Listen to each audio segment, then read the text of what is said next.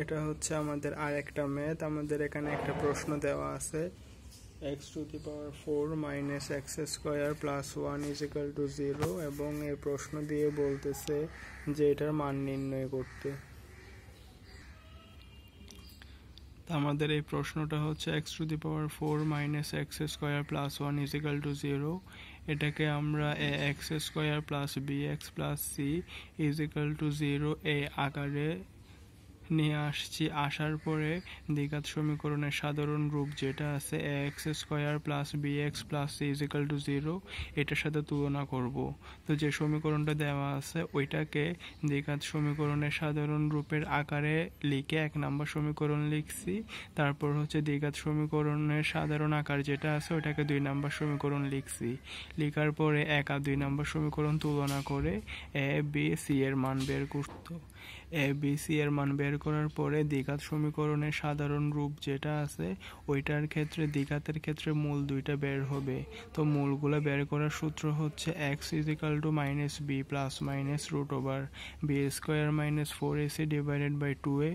এই ম্যাথের মধ্যে এ বি সি এর মানগুলো বসাইছি। বসানোর পরে ফাইনালি আমরা একটা লাইন পাইছি। ওই লাইনটা হচ্ছে এক্স স্কোয়ার। আমরা এখানের মধ্যে x equal to x square পাইছি। 1 নম্বর আর 2 নম্বর সমীকরণ তুলনা করছি। তুলনা করার পরে a এর মান পাইছি 1, b এর মান পাইছি -1, c এর মান পাইছি 1 এবং x এর মান পাইছি এক্স স্কোয়ার। তো আমরা x এর জায়গায় এক্স স্কোয়ারটা লিখবো। লেখার পরে যেটা পাইছি ওইটা লিখবো, অর্থাৎ 1 plus minus √3i divided by 2। তো তারপরে আমরা এখানের মধ্যে যে মানটা পাইছি ওইটা আবার এদিকে লিখছি। লেখার পরে 1/2 প্লাস মাইনাস দিয়ে মানে 2টাকে দোনো জায়গায় ভাগ করে দিছি। আমাদের এক্স স্কোয়ার ইজিক্যাল টু ছিল 1 plus minus √3i divided by 2। তো এখানে 2 যেটা আছে হরের মধ্যে এটাকে দোনোটার সাথে দিয়ে দিছি প্লাস মাইনাস দিয়ে। তো আমরা এখানে ডি ময়ভারের সূত্র, এই ম্যাথগুলো করতে ডি ময়ভারের সূত্র লাগে। ডি ময়ভারের সূত্র অনুযায়ী আমরা জানি cos theta plus minus i sine theta whole to the power n।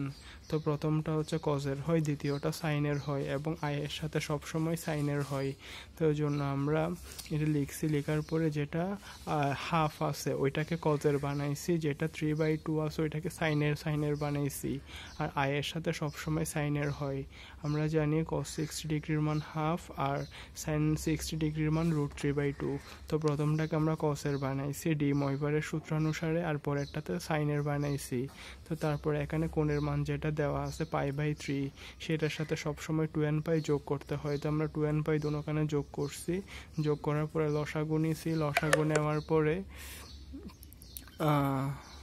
এখানের মধ্যে কমন নিছি। কমন নেওয়ার পর আমরা ডি ময়ভারের সূত্র থেকে জানি cos theta plus minus i sine theta whole to the power n। এখানে পাওয়ারে n যেটা থাকে সেটা আবার কোণের সাথে গুণ হয়। সো এখানে কোণ হচ্ছে 6n প্লাস 1π ডিভাইডেড বাই 3, এটা হচ্ছে কোণ। আর এখানে পাওয়ার হিসেবে যে হাফ আছে ওইটা এখানে গুণ হয়েছে। গুণ হওয়ার পরে আমরা ফাইনালি এরকম একটা লুক পাইছি, এবং এটাই হচ্ছে আমাদের অ্যান্সার।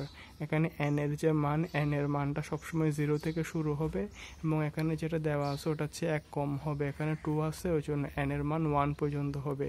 এখানে 7 থাকলে n এর মান 6 হতো। এখানে 9 থাকলে n এর মান 0 থেকে শুরু করে 8 পর্যন্ত হতো। আশা করি আপনারা বুঝতে পারছেন।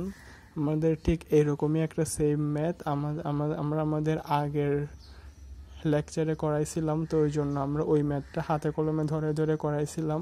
তো ওই জন্য এটা এমনিতে জাস্ট আমি করে মুখে বুঝাই দিছি। ম্যাথগুলো মোটামুটি ইজি আছে। আমাদের চ্যানেলে এরকম একই টাইপের আরও 5-6টা ম্যাথ আছে।